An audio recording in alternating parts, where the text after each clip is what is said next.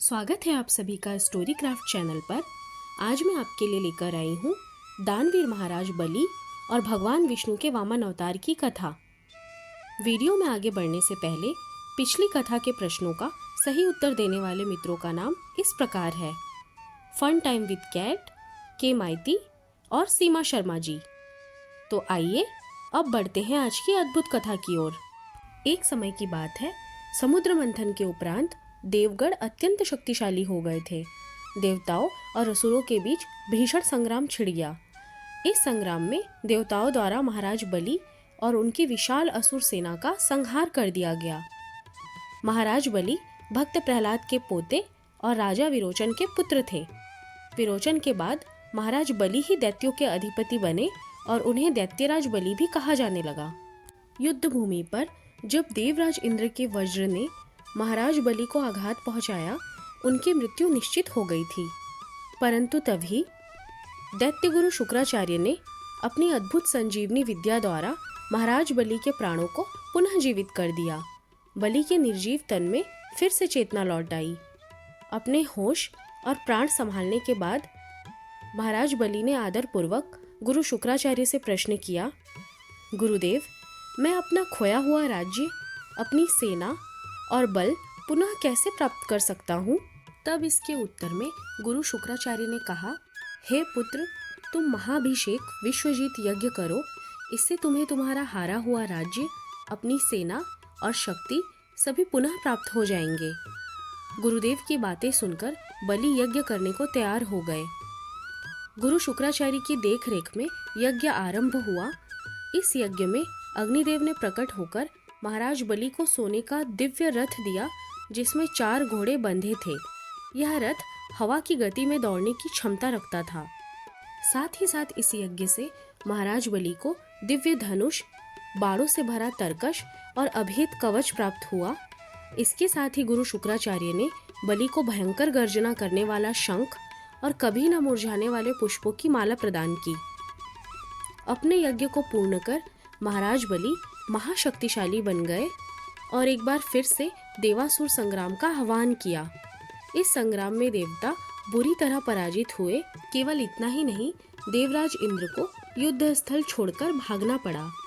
दैत्यराज बलि यह संग्राम जीतकर स्वर्ग के राजा बन गए। अपनी विजय और बल का अहंकार भी उनके अंदर जन्म लेने लगा, जो कि पिछले हार के साथ सो गया था।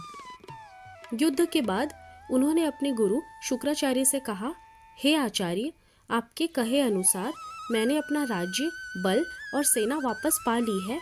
अब मैं आपसे कुछ और भी जानना चाहता हूँ। यह सुनकर आचार्य ने कहा, निसंकोच पूछो वत्स। बलि ने पूछा, अपने राज्य, बल और सेना को सुरक्षित रखने का क्या उपाय है? तब दैत्य गुरु शुक्राचार्य ने उनका मार्गदर्शन करते हुए कहा, हे प्रिय शिष्य बलि, यदि तुम निरंतर यज्ञ करते रहो तो कभी तुम्हारे बल में कमी नहीं आएगी, अपितु वृद्धि होगी और इससे तुम्हारी सेना सुरक्षित रहेगी और राज्य भी सुरक्षित रहेगा। मेरी और एक बात मानो तो सदा गरीबों और ब्राह्मणों को दान देते रहना। इससे जन्म लेने वाली ऊर्जा सदा तुम्हारे लिए हितकारी होगी। यह सब सुनकर दैत्यराज बलि ने हाथ जोड़कर आचार्य की बातों का समर्थन और सम्मान किया और ऐसा आजीवन करने का संकल्प लिया। वो हमेशा यज्ञ करवाने और सदैव दान के लिए तत्पर रहने लगे। इससे महाराज बलि को अपने दान का अहंकार हो गया। शास्त्रों में कहा गया है कि अहंकार अपने आप में बहुत बुरी चीज है और जब अहंकार अच्छी चीज पर हो तो वह उसका भी नाश कर देती है। दैत्य लोगों को महाराज बलि की सुरक्षा प्रदान थी।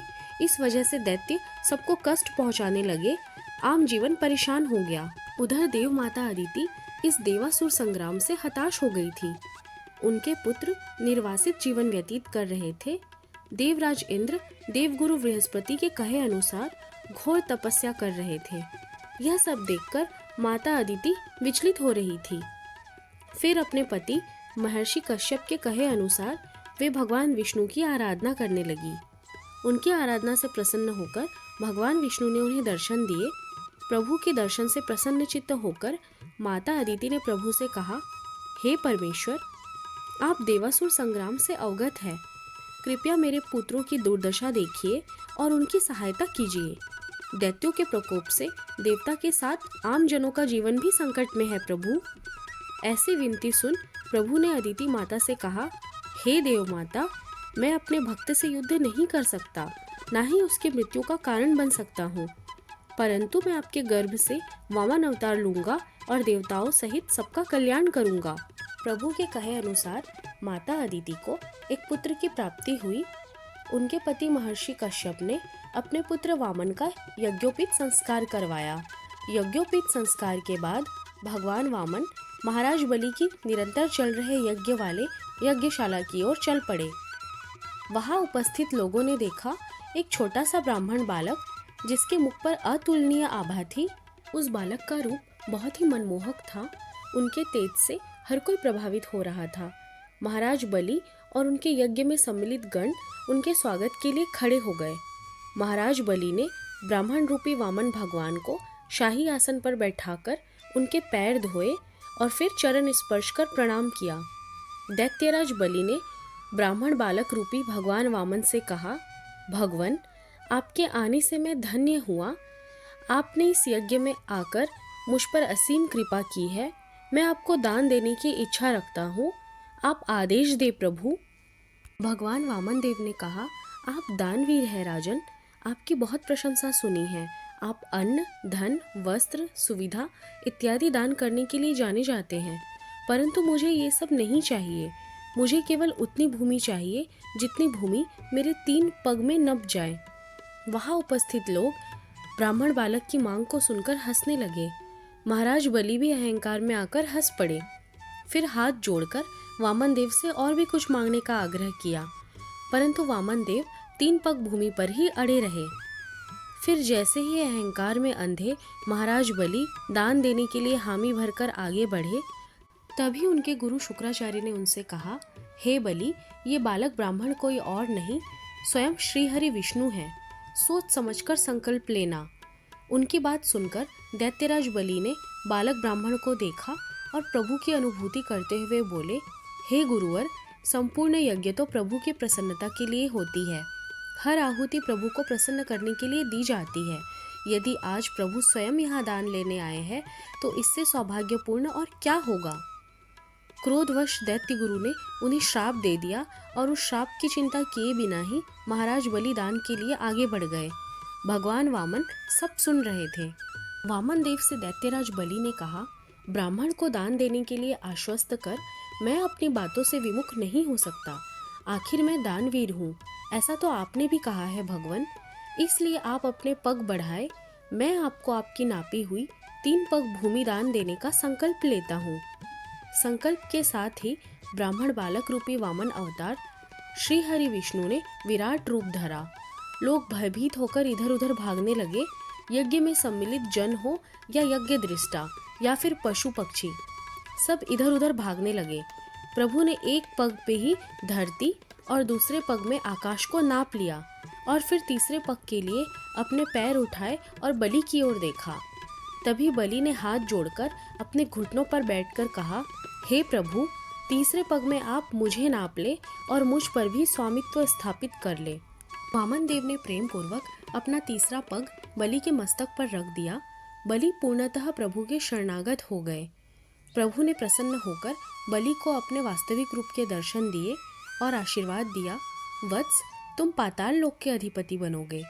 बलि का घमंड चूर हो चुका था। अब केवल भक्ति थी, समर्पण था और प्रभु का असीम प्रेम। वीडियो को समाप्त करने से पहले मैं आपसे इस वीडियो से रिलेटेड एक प्रश्न पूछना चाहती हूँ। क्या आप बता सकते हैं कि वामन भगवान ने राजा बलि से कितने पग भूमि मांगी थी? अपने उत्तर हमें कमेंट बॉक्स में ज़रूर लिखें।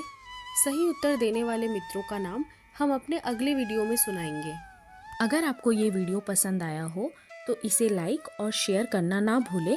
चैनल को ज़रूर सब्सक्राइब करें। आपका प्यार और सपोर्ट ही मुझे और अच्छे वीडियोस बनाने के लिए मोटिवेट करता है। तो मिलती हूँ आपसे एक नए वीडियो में। धन्यवाद।